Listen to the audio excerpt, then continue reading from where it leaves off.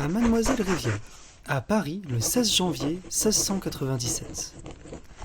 Je vous écris, ma chère sœur, pour une affaire où vous pouvez avoir intérêt aussi bien que moi, et sur laquelle je vous supplie de m'éclairer le plus tôt que vous pourrez. Vous savez qu'il y a un édit qui oblige tous ceux qui ont ou qui veulent avoir des armoiries sur leur vaisselle ou ailleurs, de donner pour cela une somme qui va tout au plus à 25 francs, et de déclarer quelles sont leurs armoiries. Je sais que celles de notre famille sont un rat et un cygne, dont j'avais seulement gardé le cygne, parce que le rat me choquait. Mais je ne sais point quelles sont les couleurs du chevron sur lequel grimpe le rat, ni les couleurs aussi de tout le fond de l'écusson. Et vous me ferez un grand plaisir de m'en instruire. J'attends de vos nouvelles pour me déterminer et pour porter mon argent, ce que je suis obligé de faire le plus tôt que je pourrai. Lettre de Jean Racine, citée dans les œuvres de Jean Racine, édité par Paul Ménard, tome 7, des pages 167 à 169. Par cette lettre, nous apprenons que Jean Racine était beaucoup moins amateur de jeux de mots que ses ancêtres. Mais à quoi donc pouvait bien ressembler le blason originel de la famille Racine avec son rat et son cygne ? Si vous vous posez cette question, je vous invite à prendre avec moi une bouffée d'héraldique. Et c'est un fait de société d'une ampleur considérable que l'apparition des armoiries. Parlant blason, Lambel, Bastogne, ce sont les cadets de Gascogne, de Carbon, de Castel, Jaloux. Et bah et celui-là, avec les deux vipères rouges. Ah, celui-là, c'est plus qu'un clan, c'est la Carmélide. La Carmélide ? Bonjour à vous, chers auditeurs et auditrices, et bienvenue dans ce nouvel épisode du podcast Une bouffée d'héraldique. Il s'agit du deuxième épisode de notre série sur les armoiries d'artistes, et il sera consacré donc à Jean Racine, le célèbre dramaturge de la cour de Louis XIV, qui devient même son historiographe en 1677, qui est donc chargé d'écrire l'histoire du règne de Louis XIV.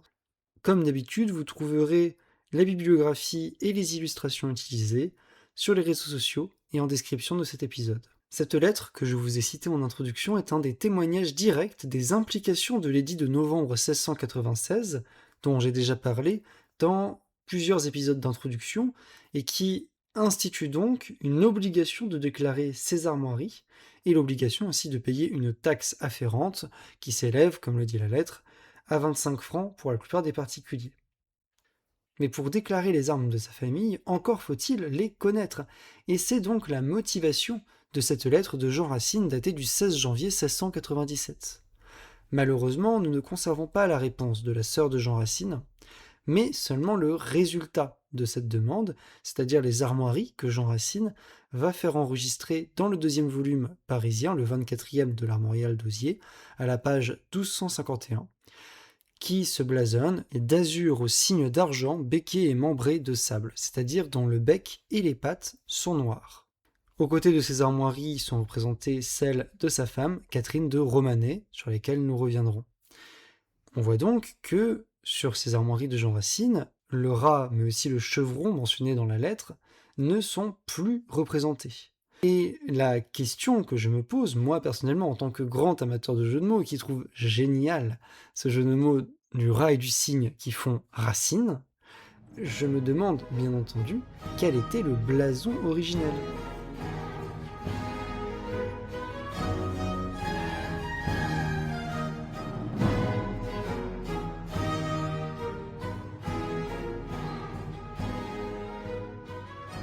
Mais force est de constater que ce n'est pas du tout cette question qui va passionner les spécialistes de Racine, qui vont écrire sur cet épisode, sur cette lettre et sur ces armoiries, souvent de manière, je trouve, assez peu scientifique.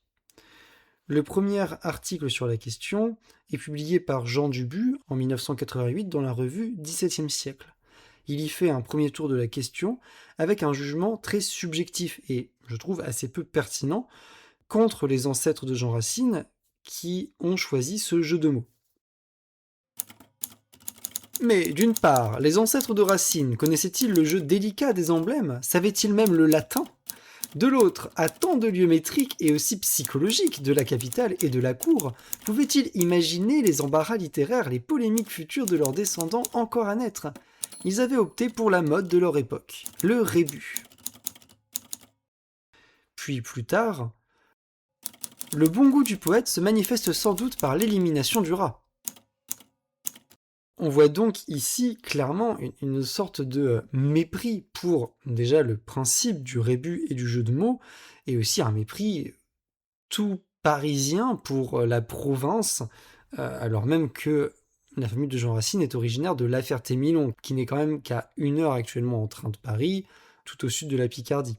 Mais il y a tout de même quelques informations à prendre dans cet article. Premièrement, Jean Dubu y retrace la probable histoire de ces armoiries familiales.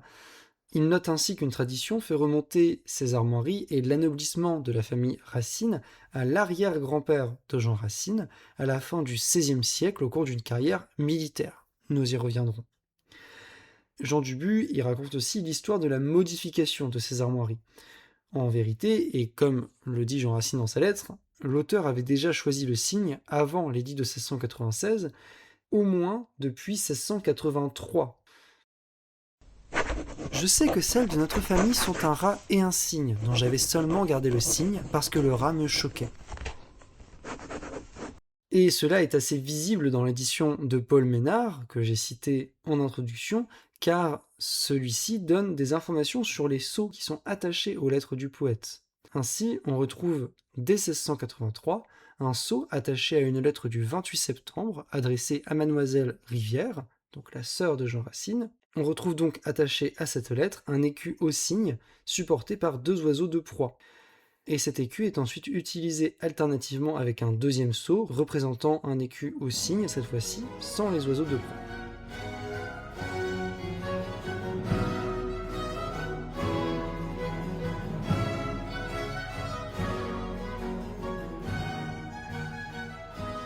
Mais la principale question traitée par cet article, c'est bien la motivation de Jean Racine pour ce changement, pour cette éviction du rat qui le choque et ce choix du cygne. Alors, pour l'éviction du rat, c'est sans doute ce qui est le plus évident. Il s'agissait sans doute pour Jean Racine d'éviter les satires et les sarcasmes dans une cour de Louis XIV qui ne pardonne rien à personne. C'est ce qui explique peut-être une petite touche d'humour de cette lettre qui raconte l'anecdote du procès du grand-père contre un peintre de ses armoiries qui avait fait erreur et avait remplacé le rat par un sanglier. Et Jean Racine indique clairement qu'il aurait préféré qu'il s'agisse véritablement d'un sanglier. Je vous cite la lettre. J'ai aussi quelques souvenirs d'avoir ouï dire que feu notre grand-père avait fait un procès au peintre qui avait peint les vitrines de la maison, à cause que ce peintre, au lieu d'un rat, avait peint un sanglier. Je voudrais bien que ce fût en effet un sanglier, ou la hure d'un sanglier qui fût à la place de ce vilain rat. Voilà donc pour le rat. Mais pourquoi choisir de garder le cygne ? En effet, quitte à changer d'armoirie, pourquoi ne pas créer des armoiries complètement nouvelles ? C'est ce qui nous amène à la première hypothèse de Jean Dubu, qui est que le cygne représente en fait, dans la tradition classique, le poète, notamment dans les Odes d'Horace au 1er siècle avant Jésus-Christ. Et on peut retrouver plus d'informations sur cette question dans le livre de Jean Dubu, Racine au miroir, publié en 1992, qui reprend ce texte sur les armoiries avec quelques ajouts. Il y mentionne notamment un poème de Gilles Corrozet au XVIe siècle, qui, dans son œuvre Blason domestique, considère que le cygne devrait être représenté sur les armes intemporelles des poètes. Les cygnes blancs sont des oiseaux sans vice, qu'au dieu Phébus on donne en sacrifice, et qui sont mis pour armes pardurables aux escussons des poètes affables. Mais Dubu considère qu'il est peu probable que Racine ait eu connaissance de ce poème. Il propose donc une autre hypothèse qui, pour vous la faire courte, consisterait en un emprunt du cygne par Jean Racine aux armoiries d'une famille noble des alentours d'Uzès, où il passe une partie de sa jeunesse à la recherche d'un bénéfice ecclésiastique. Mais je trouve personnellement cette hypothèse assez peu convaincante. Plus convaincante par contre, une autre hypothèse de Jean Dubu sur, cette fois-ci, la raison de la lettre de Jean Racine à sa sœur, notamment pour poser cette question sur les couleurs du chevron et du fond de l'écu. En effet, pourquoi demander à sa sœur la couleur du chevron si Jean Racine a déjà fait le choix d'un cygne seul pour ses armoiries ? La première est une évidence, c'est que le chevron est très en vogue dans les armoiries modernes, donc on serait ici face à un effet de mode, et Jean Racine n'aurait ainsi pas déjà évincé la possibilité de rajouter à ce signe un chevron, par effet de mode. Une deuxième hypothèse assez intéressante serait qu'il s'agirait pour Jean Racine de faire pendant aux armoiries de sa femme, Catherine de Romanet, qui sont donc d'azur opale d'argent chargés de 3 chevrons de sable, accostés de 2 lions d'or lampassés de gueules affrontées. Donc des lions qui ont la langue rouge et qui sont face à face. Et cette association aurait pu être jugée plus esthétique si Jean Racine avait mis dans ses armoiries un rappel à ses chevrons. Bon, de fait, Jean Racine fait finalement le choix de ne pas faire figurer de chevrons sur ses armoiries, mais il était intéressant, je trouve, de noter cette possibilité qui pourrait expliquer cette question sur la couleur du chevron.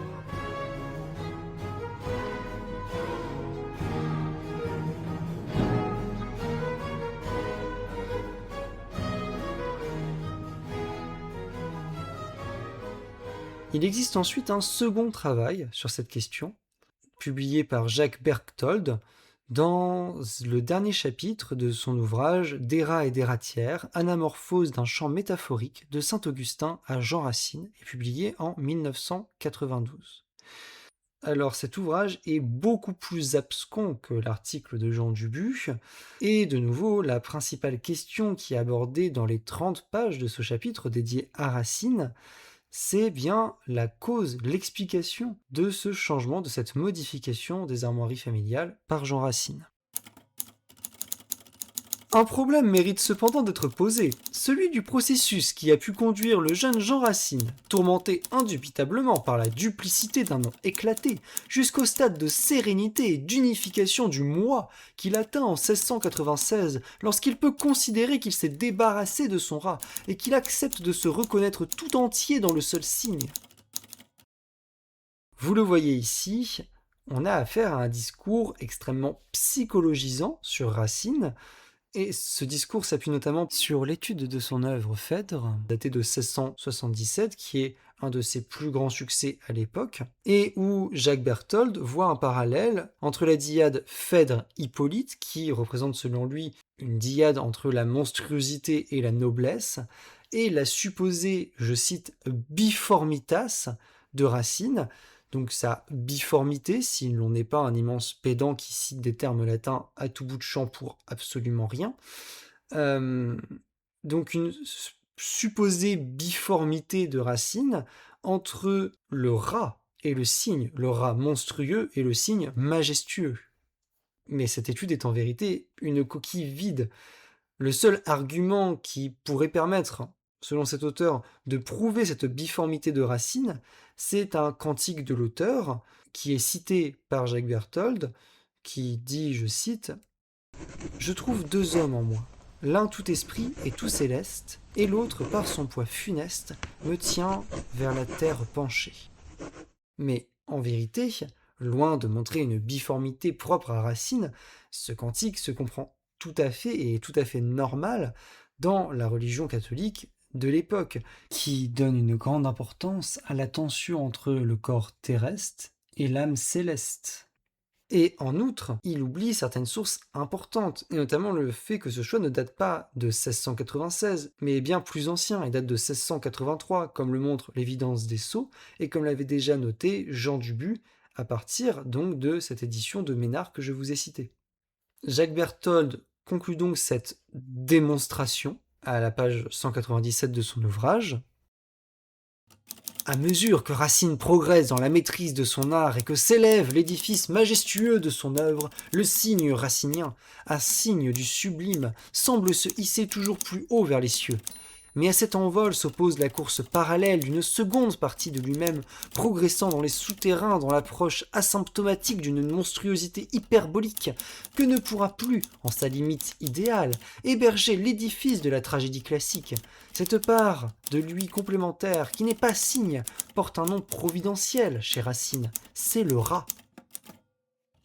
Bref, je crois vous avoir montré que ce chapitre relevait en fait plus de la masturbation intellectuelle que de la véritable recherche scientifique.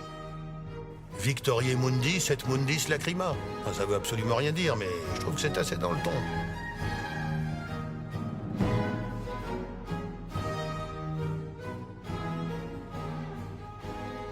En effet, si tant est que la question de la modification de ces armoiries familiales par Jean Racine vous intéresse, je pense que l'explication n'est pas à chercher si loin. On a vu par exemple que le cygne était de longue date, depuis l'Antiquité, associé au poète et à l'homme de lettres. Or, cette association est clairement connue de Racine. Déjà parce qu'il baigne dans un milieu extrêmement cultivé, qui s'inspire énormément de l'Antiquité, il n'y a qu'à voir les sujets de ces tragédies, mais on le retrouve en fait dans des notes de Racine qui ont été réunies ensuite dans les fragments et notes historiques, où Racine a reproduit, entre autres, les prédictions de l'astrologue Campanella pour le Dauphin en 1639. Donc le Dauphin, c'est bien entendu Louis XIV, qui naît en 1638 et qui est Dauphin jusqu'en 1643, donc jusqu'à la mort de Louis XIII. Et ces prédictions de Campanella sont donc, selon Jean Racine, la constellation du Dauphin, composée de 9 étoiles, les 9 muses comme l'entendent les astrologues, environnée de l'aigle grand génie, du Pégase, puissant en cavalerie, du Sagittaire, infanterie, de l'Aquarius, puissance maritime, du Cygne, poète, historien, orateur qui le chanteront. Le Dauphin touche l'équateur, justice, né le dimanche, jour du soleil. Ici donc le Cygne est clairement associé aux poètes, aux historiens et aux orateurs qui chanteront Louis XIV. Or, Racine est un dramaturge, donc un poète, et surtout, il devient l'historiographe du roi en 1677. Il est donc possible, et même assez probable, que Jean Racine ait trouvé que ce cygne qui était représenté sur ses armoiries familiales serait de très bon aloi pour marquer cette fonction qu'il a de chanter le roi, d'être son historiographe. D'où le choix de ces armoiries au cygne sur les sceaux avec lesquels il cachette ses lettres, au moins dès 1683. Mais il s'agit seulement d'une hypothèse. Sans autre source, nous n'avons ici qu'une seule lettre. La question du choix du cygne par Racine au détriment du rat ou d'autres meubles nous semble insoluble.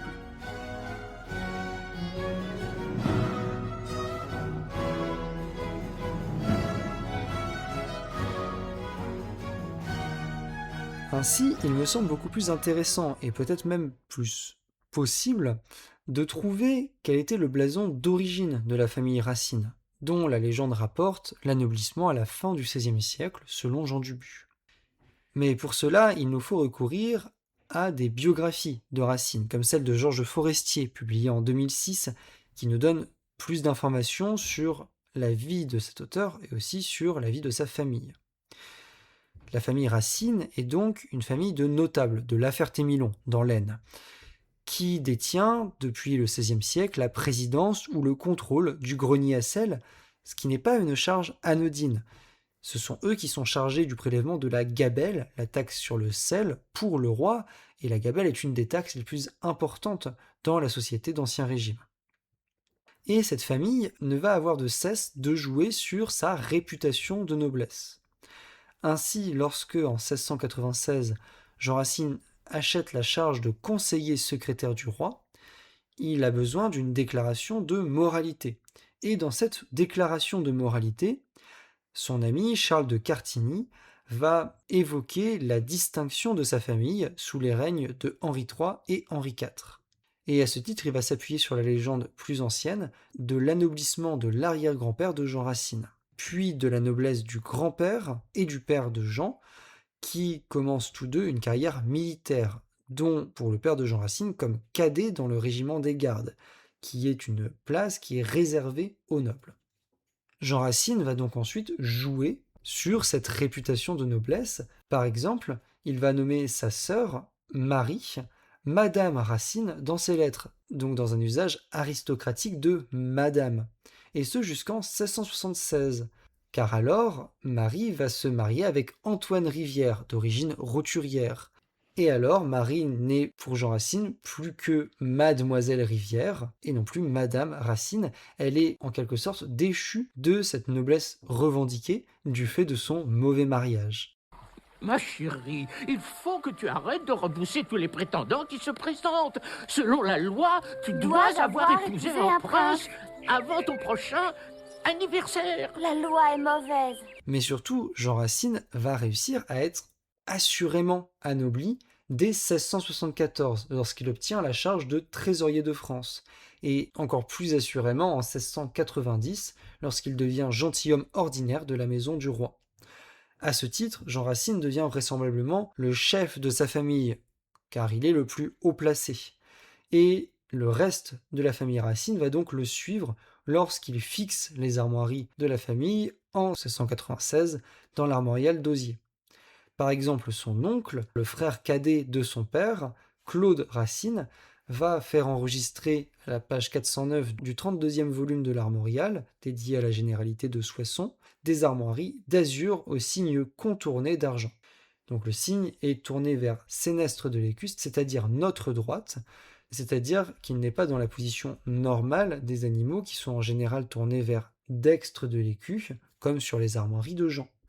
Nous pouvons faire l'hypothèse qu'il s'agit ici d'une brisure de cadet pour différencier donc les deux branches de la famille Racine entre la branche issue du père de Jean Racine et la branche issue de Claude Racine, son oncle. Notons toujours l'importance de cette réputation de noblesse pour la famille Racine. Déjà Claude est décrit dans l'armorial comme un écuyer, mais surtout il met en avant son mariage prestigieux avec Antoinette de Billy, sa deuxième épouse, qui est noble, et dont les armoiries, de gueules à la croix d'argent chargées de 5 roses de gueules, sont placées à dextre, donc à notre gauche, de celle de son mari, contre l'usage dans l'armorial d'Hozier, qui fait que les armoiries du mari sont placées avant celles de sa femme, comme dans le cas du couple de Jean Racine et Catherine de Romanet.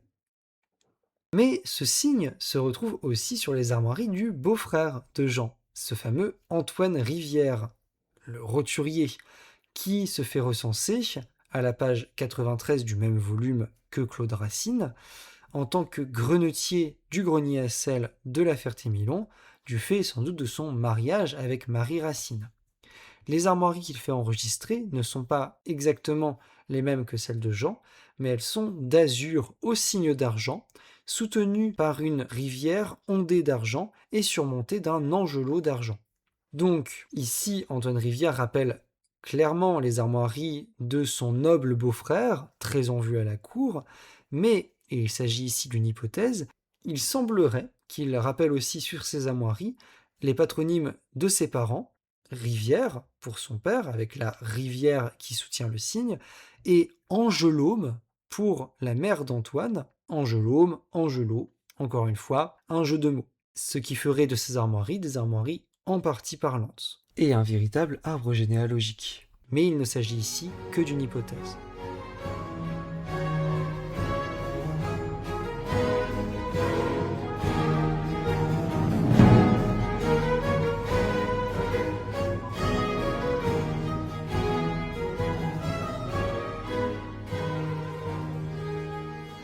Mais revenons aux armoiries des ancêtres de Jean Racine, et aux armoiries de la famille avant leur modification par le poète.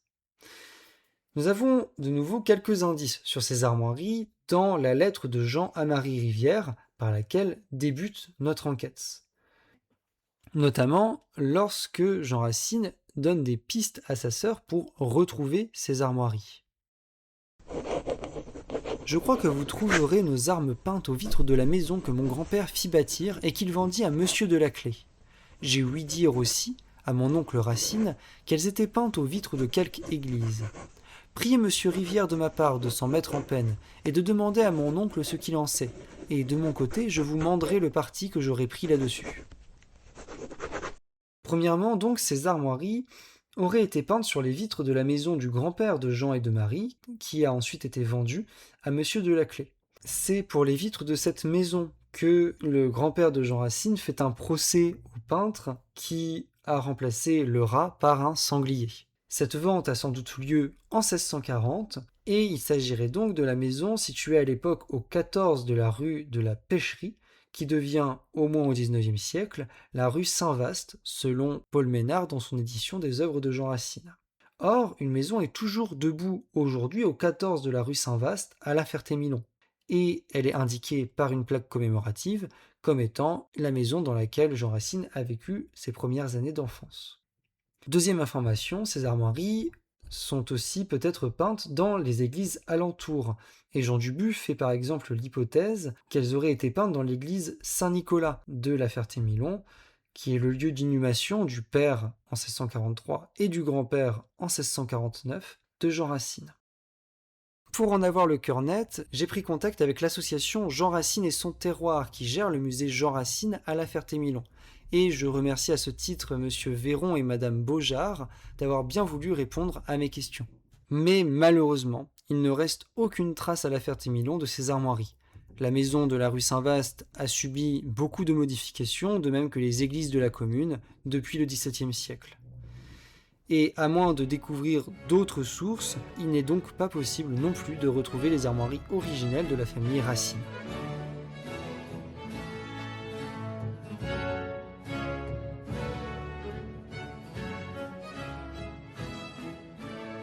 Mais grâce à la lettre de Jean Racine à sa sœur, il nous est possible d'essayer d'imaginer ce que pourraient être ces armoiries. Je sais que celles de notre famille sont un rat et un cygne, dont j'avais seulement gardé le cygne parce que le rat me choquait. Mais je ne sais point quelles sont les couleurs du chevron sur lequel grimpe le rat, ni les couleurs aussi de tout le fond de l'écusson. Cette lettre nous indique donc que les armoiries de la famille Racine sont constituées de 3 éléments, un rat, un cygne et un chevron. Les couleurs nous sont inconnues, mais il est possible de faire des hypothèses. En effet, il est difficile d'imaginer un cygne qui ne soit pas d'argent. Or, selon la loi de contrariété des couleurs, il est impossible de placer un émail sur un émail ou un métal sur un métal. Donc le cygne étant sans doute coloré dans un métal, l'argent, il était presque forcément placé sur un émail, c'est-à-dire une couleur qui n'était pas l'or, jaune, ou l'argent, blanc. On peut donc raisonnablement faire l'hypothèse que Jean Racine conserve la couleur du champ dans ses propres armoiries, l'azur bleu que l'on retrouve aussi sur les armoiries d'Antoine Rivière, et qui est, de plus, la couleur la plus utilisée, la plus courante dans les armoiries de la France de l'époque moderne. Nous aurions donc un signe d'argent sur un champ d'azur. Mais qu'en est-il du chevron et du rat ? Puisque le champ est d'un émail, donc azur, les 2 autres meubles sont forcément dans un métal, l'or ou l'argent. On peut donc imaginer un rat blanc, un rat d'argent, et un chevron peut-être d'or, pour varier un petit peu les couleurs, mais il est aussi tout à fait possible que ce chevron ait été d'argent.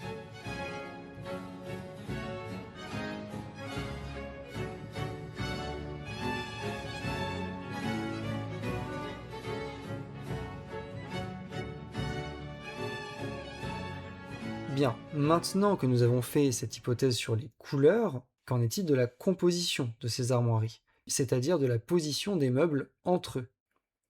Pour que vous puissiez mieux me suivre, je vous ai concocté une petite planche peinte que vous trouverez sur les réseaux du podcast. La composition la plus courante avec le chevron, c'est bien sûr un chevron accompagné de 3 autres meubles, 2 en chef, en haut, et 1 en pointe, en bas. Donc nous aurions ici des armoiries d'azur au chevron d'or, accompagnées en chef de 2 rats affrontés d'argent, et en pointe d'un cygne d'argent. Mais Jean Racine ne mentionne qu'un seul rat dans sa lettre, qui d'ailleurs grimpe sur le chevron. Alors comment comprendre ce verbe grimpe ? Est-ce que le rat se trouve sur le chevron, c'est-à-dire qu'il charge le chevron, ou est-ce que le rat se trouve au-dessus du chevron, comme s'il grimpait sur une branche ? Nous avons donc ici plusieurs possibilités. Ou alors le rat charge le chevron. Donc nous devons modifier sa couleur, qui devient donc un émail plutôt qu'un métal comme l'or, par exemple le sable. Il est en effet assez possible d'imaginer un rat noir de sable. Nous aurions donc des armoiries d'azur à un chevron d'or chargé d'un rat de sable, accompagné en pointe d'un cygne d'argent. Mais je ne connais aucune armoirie présentant cette composition, Et ma recherche de ce type d'armoirie dans le dictionnaire héraldique de Rennes, qui recense toutes les armoiries de l'armorial général d'Europe de Richtap classées selon les meubles qui sont représentés sur ces armoiries, s'est révélé être une gageure et je ne suis pas allé jusqu'au bout. Autre possibilité, le rat accompagnerait seul le chevron en chef. Nous aurions donc des armoiries d'azur à un chevron d'or, accompagné en chef d'un rat d'argent et en pointe d'un cygne d'argent. C'est de nouveau possible, mais à nouveau, je n'ai pas connaissance d'armoiries similaires dans l'héraldique française de l'époque, et de toute autre époque d'ailleurs. Enfin, dernière possibilité, le rat et le cygne se retrouvent tous les deux en chef de l'écu. D'ailleurs, il y a quelques armoiries dans le Rennes qui suivent cette composition. Nous aurions donc des armoiries d'azur à un chevron d'or, accompagné en chef d'un rat d'argent et d'un cygne d'argent affronté. Alors ici, le cygne et le rat peuvent être affrontés ou adossés, comme ça a été le cas par exemple des limaçons d'André Le Nôtre, que nous avons vu dans le précédent épisode. Impossible ici de trancher.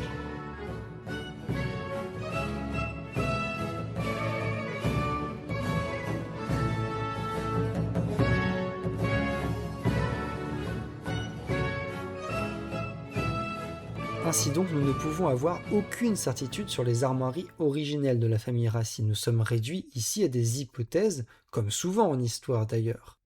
Mais personnellement, je trouve peut-être plus probable la dernière des compositions que je vous ai citées, avec le rat et le cygne placés en chef.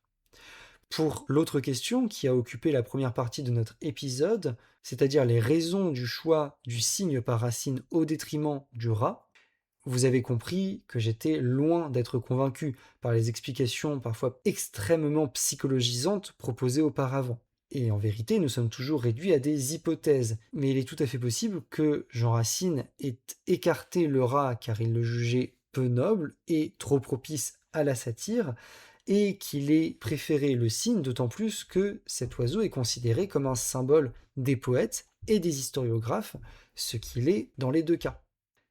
En tout cas, Jean Racine fait ce choix au moins dès 1683, c'est-à-dire après sa nomination comme historiographe du roi en 1677, et il entérine ce choix en 1696 dans l'armorial d'Hozier, qui est un moyen pour lui d'asseoir la noblesse de sa famille, qui est enfin assurée, et qui n'est plus une simple réputation, par l'accession de Jean Racine à la charge de trésorier de France dès 1670.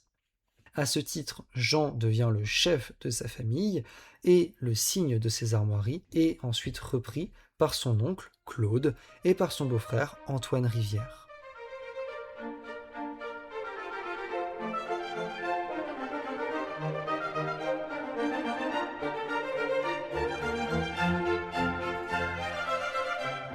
Et c'est ainsi que se conclut notre épisode, sur deux hypothèses probable, bien qu'il soit impossible d'être parfaitement assuré de leur véracité.